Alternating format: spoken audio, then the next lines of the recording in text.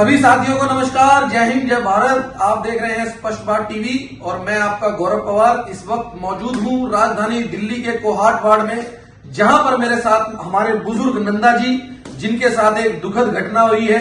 लूटपाट का मामला सामने आया है, जहां पर इन्होंने अपनी एक डायमंड की रिंग पहनी हुई थी। उस रिंग को कुछ लोग हिप्नोटाइज करके वो रिंग निकलवा के ले गए। लगभग 1.5 लाख की इनकी अंगूठी थी। बाबूजी 1.5 लाख रुपए की अंगूठी थी। कहां पर घटना हुई आपके साथ? ये मायाबुरी नाम से निकलते हुए पिपल है, मैं पिपल के आगे मत्था टेक के आगे आया तो एक लड़का मेरे पास आया तो वो मेरे से पूछने लगा, भाई यहाँ कौन सा बाजार लगता है, कि मैंने अपनी एडवर्टाइजमेंट कर दी है।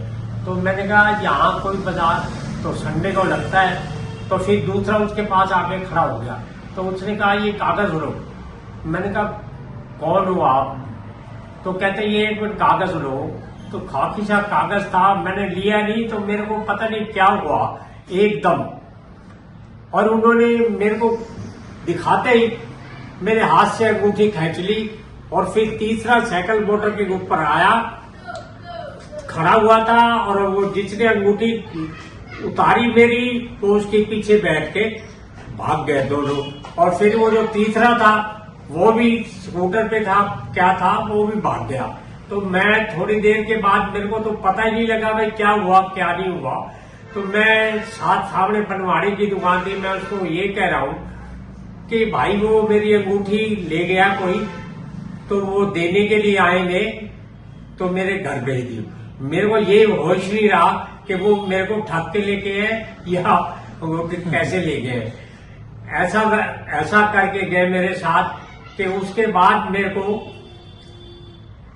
एक हफ्ते तक से दिमाग से नहीं उतर रही। फिर मैं डॉक्टर के पास गया, डॉक्टर ने भी यही समझाया कि ये बात को आपको निकालना पड़ेगा।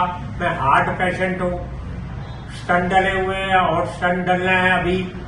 तो मैं तो घबराया हुआ था, शायद हो मतलब क्या ऐसा किया मेरे साथ कि मेरे से अंगूठी उतार ली और भाग गए। देखिए, नंदा जी का दुख है जो ये प्रकट कर रहे हैं हमारे न्यूज चैनल के माध्यम से। मैं आपको बता दूं, जिस तरह से लगातार ये इस तरह की घटनाएं सामने आ रही हैं लूटपाट की।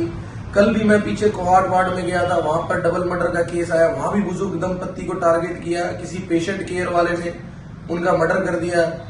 फिर एक बिटिया का तिलक नगर गया मैं, छोटी सी बिटिया थी 6-7 साल की, उसका बलात्कार की घटना आई। इस पे कहीं ना कहीं जो बड़ा कारण आता है विश्वास का आता है। आप लोगों को किसी का विश्वास नहीं करना चाहिए। अपने बच्चों को आज अवेयर करने का समय आ गया है, अवेयरनेस का समय आ गया है।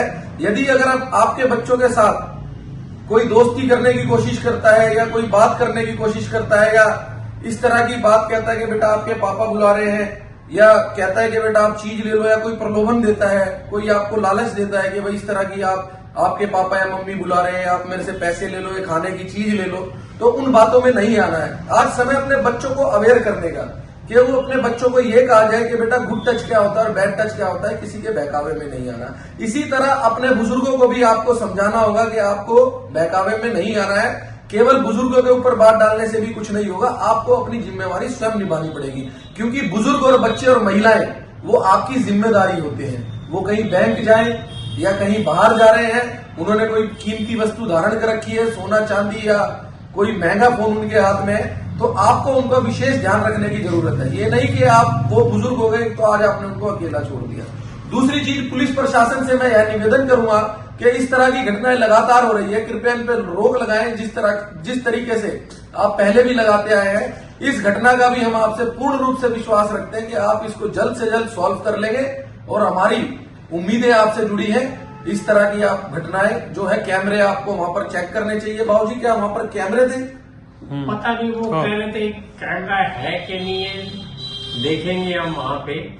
तो एक बार मेरे पास फोन आया, किसी पुलिस की वर्दी पैर रखी थी, तो वो कहने लगा आपके लड़के को मैं पकड़ रखा है और वो थाने में बैठा रखा है उसको, आप उसका नाम बताओ।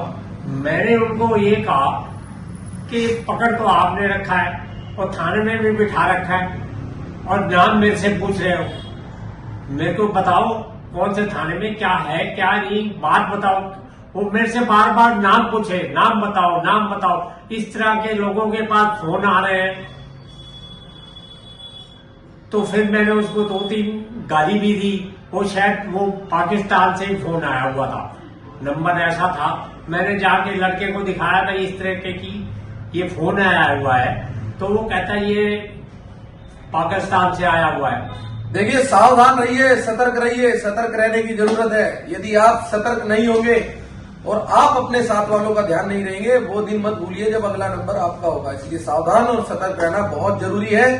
मिलते हैं फिर एक नई खबर के साथ, तब तक जय हिंद, जय भारत, वंदे मातरम।